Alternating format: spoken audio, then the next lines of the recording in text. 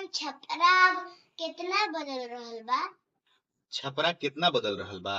सुना, जहां मसरख कभी राजनीति के गढ़ कहात रहे, मसरख कभी राजनीति के गढ़ कहात रहे, वहां गली गली में अब मौत के शराब बेचा रहल बा। वहां गली गली में अब मौत के शराब बेचा रहल बा।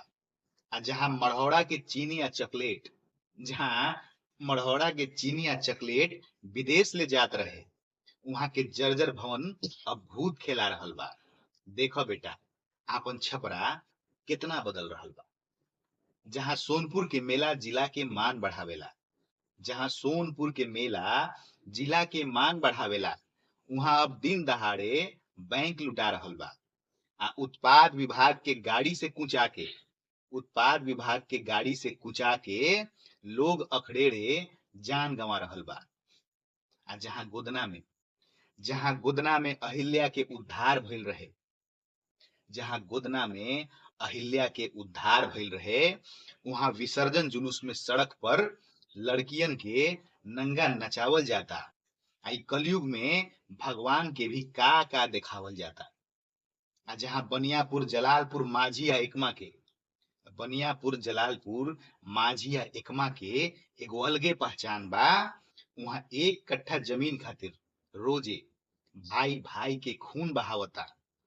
परसा दरियापुर मकेरा पानापुर में, परसा दरियापुर मकेरा पानापुर में अपराधी फेर से डेरा जमावता। जहां अमनौर में बहुरिया गड़खा के इंद्रदेव चौधरी के नाम से अंग्रेज कांप गइल रहे, अंग्रेज कांप गइल रहे, वहां चोर उचक्का आ लुटेरा, वहां चोर उचक्का आ लुटेरा आपन साम्राज्य बनावता। जहां महेंद्र मिश्रा भिखारी जैसन कलाकार भइल, जहां बटोहिया वाला गीत लिखाइल रहे, वहां लोग खुलेआम गंदा गंदा गाना बजा रहल।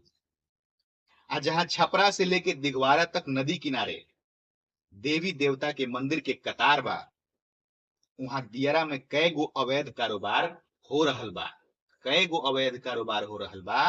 देखो बेटा, आपन छपरा कितना बदल रहल बा, छपरा कितना बदल रहल बा।